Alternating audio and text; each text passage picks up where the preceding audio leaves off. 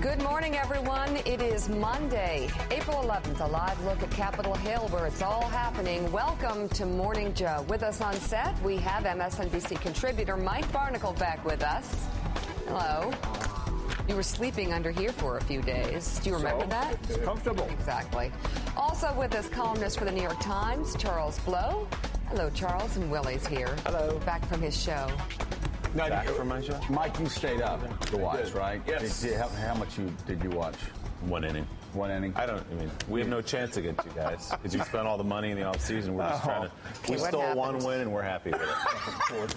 Oh, Lord. You know, why watch? So we're talking about the Yankees and the Red Sox. The Yankees started at 0-6, their worst start since 1945.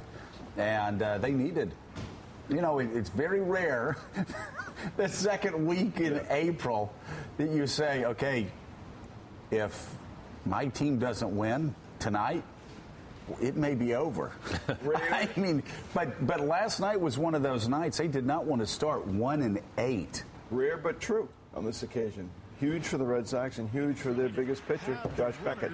Yeah, so 2-7 now. Yeah, now let the season begin. Okay. Let the season begin. No doubt about it. So, Charles, this weekend also, you could look at all of these roundtables on the Sunday morning shows talking about who won the shutdown battle on Friday, except Bob Schieffer, who said he doesn't like that kind of talk, which is more because did anybody really win when we're talking about 0.6% of the nation's deficit being resolved by that little showdown? Well, I think you can discern winners and losers. I mean, the American people may not have necessarily won in this. I think they're the biggest losers, both in terms of dealing with realistically with deficit reduction, and also in terms of this being much more of a political battle about 2012. How are we going to draw the lines? The battle lines are being drawn. This is the first of 3 battles. Right. We have to still deal with the debt ceiling. We have to still deal with next year's budget. The president's coming out on Wednesday to outline his budget and contrast it with Republicans. It's not going to go anywhere as it stands, but it is him saying, these are my principles, and this is where I stand. And we're basically Republicans are saying, these are our principles, and this is where we stand. And Mika, on both sides, you had Robert Reich and Ezra Klein and others on the left saying the president capitulated. It was absolutely awful. And then on the right, you had Dick Morris and other people on the far right saying that John Boehner needed, a lot of Tea Party people saying John Boehner disgraced himself. And so you had This was over, by the way, $38.5 billion. I mean, I know that sounds like a huge number, but we're not even dealing with next year's budget. We're not. That's Barnicle's allowance every week. Exactly. No, it's you could have shared that. It was something like everything. What, $38 billion on one side versus $36 billion on the other side. By the end, it was, again, it was more political posturing than anything. But the real battle does begin now. It does, and it's coming. The White House is announcing that President Obama will lay out a plan to address the country's long-term deficit. This is going to happen on Wednesday. Comes just days after Friday's short-term budget agreement. The president's proposal is expected to include a reduction in the growth of Medicare and Medicaid, but less aggressive ones on those proposed last week by Paul Ryan. And there'll be changes to Social Security. He will also call for tax hikes for those making over $250,000 a year. That's a big one. And a plan to revise tax code sections that benefit the wealthy. It also comes on the heels of the Republicans' long-term budget offered last week by Paul Ryan, which claims to slash roughly $6 trillion in the coming decade. It would privatize Medicare and cut Medicaid spending. Yesterday, David Plouffe threw cold water on Ryan's plan. Is this plan, Congressman Ryan's plan, dead on arrival? Well, listen, certainly the president is not going to support a lot of what's in that plan. Again, any chance that this gets passed? It may pass the House. It's not going to become law. And I don't think the American people are going to sign up for something that puts most of the burden on the middle class, people trying to go to college, on senior citizens, while not just asking nothing of the wealthy, giving them at least a $200,000 tax. And so that's a choice you're making. I don't believe it looks at defense spending. as well. The deficit talk comes as yet another deadline looms on the debt ceiling, the next big battle. As of today, the national debt is $14.28 trillion. Next month, it will rise to $14.29 trillion. The previous limit set by Congress, if a debt extension isn't voted on, the U.S. could default on its debt. You look at that number. Put the number. Let's show the number again. Mike, again, not so long ago, about a decade ago, that number was around $4 trillion. I refused to vote to allow it to go to $5 trillion because I thought that was a great challenge. Look in the so we accumulated $4 trillion over 20 years of our republic's existence, and we've added another $10 trillion in a decade. Yeah, people are aware of what's going on. I mean, when you were talking earlier about winners and losers, you hear no talk out on the sidewalk about who won, who lost. You know, geez, John Boehner did a good job. Geez, Obama conceded too much. What you do hear is, what do these people do in Washington? Yeah. Why can't they get together and figure out something without all of this mess, without all of this deadline confusion? The deficit, why don't they sit down and try and figure out how to run the government the way people run their households? Yeah, and Willie, well, isn't that what's happening now? Yeah. I mean, aren't they doing it now? Can we argue? Sitting and talking about what? Well, trying to figure out how to tackle this very problem. Maybe they are, but you look at the you look at the threatened shutdown that ended up, which was really silly, being in large part over Planned Parenthood. Now, it doesn't matter whether you're pro-life or pro-choice. 90% of Americans are saying, okay, wait, we're talking about shutting down the federal government. Can you guys go ahead and just have that battle? Straight up, let's just have a battle over whether Planned Parenthood should be funded by the federal government. I don't think it should. But I think most Americans like me are saying, keep that talk out of a government shutdown battle. Because that's ideology again. Last week we had Mike Pence on this show. Remember, we asked him, are you prepared to shut down the federal government over Planned Parenthood? And he said unequivocally yes.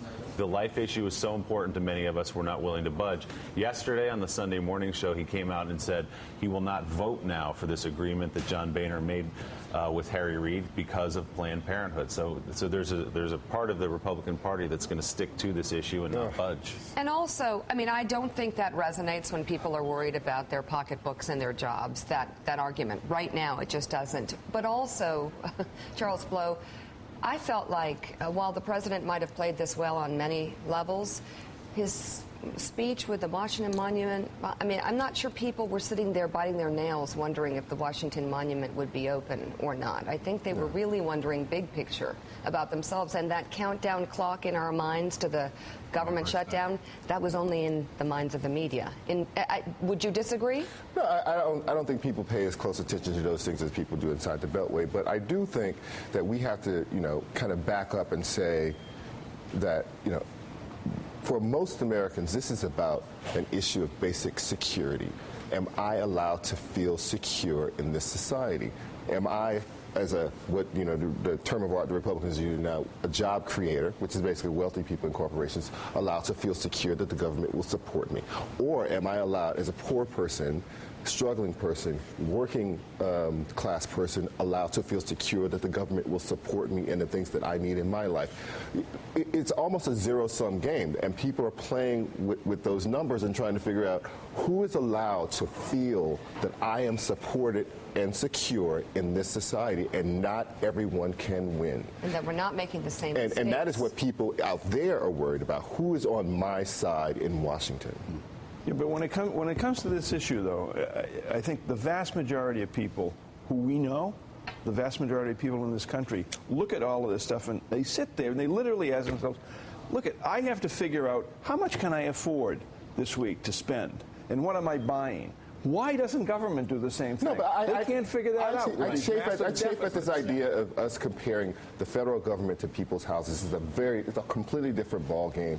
And when you have an economy... Why is it a different ballgame? Because it's a different ballgame. Because when you have an economy that is growing is an anemic economy the way this one is, it is not the time to cut spending. That is not the way you would operate your household, but that is how you operate a country. It is not time to cut spending deeply, particularly among the people who are hurting the most, the people who are most fragile at that time. Sure, Charles. And also, one last thing, and also the idea of reducing taxes on people who make the most at that time is kind of an unconscionable thing when you're doing it on the backs of the poor. You cannot play Robin Hood in reverse forever. But the problem here is that the big issues we've been talking about, Pentagon spending, Medicare, Medicaid. We're not talking about cutting Medicare and Medicaid for people who are retired now or even people that are in their 50s or older. But on the other side, we want to be a little more aggressive than just going after George W. Geist and, Jack Scarborough, 2- and 3-year-olds, which is what the Debt Commission does. I don't think we're being Robin Hood in reverse by telling people in, 54 and younger, you're going to get Social Security at 67 and Medicare at 67 or 69. I mean, the numbers don't add up. First of all, take the Social Security piece. That is not the broken part. I mean, we've been stealing money from Social Security. We're stealing money from Social Security. If you look at the out years, we're stealing money from Social Security. For some reason, Social Security is always a crisis until Republicans decide that it's a crisis, and then the mainstream media decides Social Security is not broken. It happens. It's been happening for 30 years. And the second Republicans finally get responsible, you get the New York Times editorial page going, "Oh, Social Security is fine. There's nothing." I saw it happen in the 80s. I saw it happen in 2005. And now it's happening again. We are stealing money from Social Security. More people, we're spending more money on Social Security than we're taking in. We used to have 15 people working for every one person on Social Security. Today we have 3 people working for every one person on Social Security. When baby boomers retire, we'll have 2 people working for every one person. Don't say it's not broken. The numbers don't add up. And if you look at the numbers for every set of numbers for out-year projections, it is not Social Security and Medicaid that make up the biggest growth. It's Medicare. It is Medicare. So let's stop pretending that Social Security and Medicaid are the biggest part of the problem. It is Medicare. And then you have, and that is the issue. There are a lot of ways to come at that. There's the front end way of doing a better job on health care, which the president has tried to do, doing a better job on nutrition, which the First Lady has been mocked for doing. Right. And nobody on the right wants to deal with what we'll deal with that on the front end, but we want to cut it on the back end and destroy the program. I'm sorry, that is a problem. Who wants to destroy the program? I mean, if you look at Ryan's budget, it's ridiculous. It's ridiculous? It's ridiculous. It's ridiculous. First of all, the numbers are ridiculous.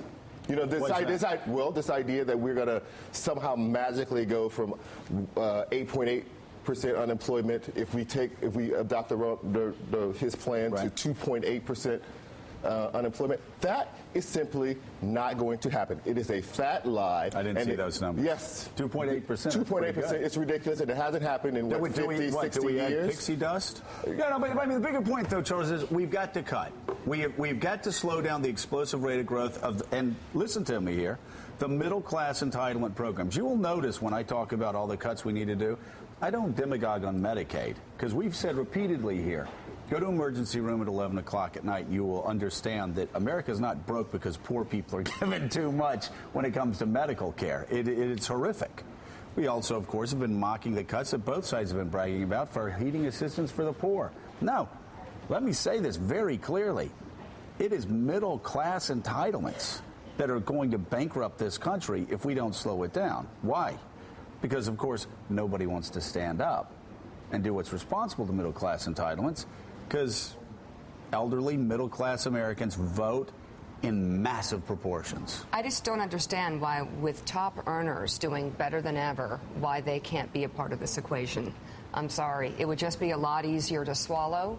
And if you looked at the New York Times yesterday and you saw the top 30 earners and how much money they are making all over again, including some of the people who drove us into the ditch, all white men, by the way, just one woman, and I didn't see any African Americans.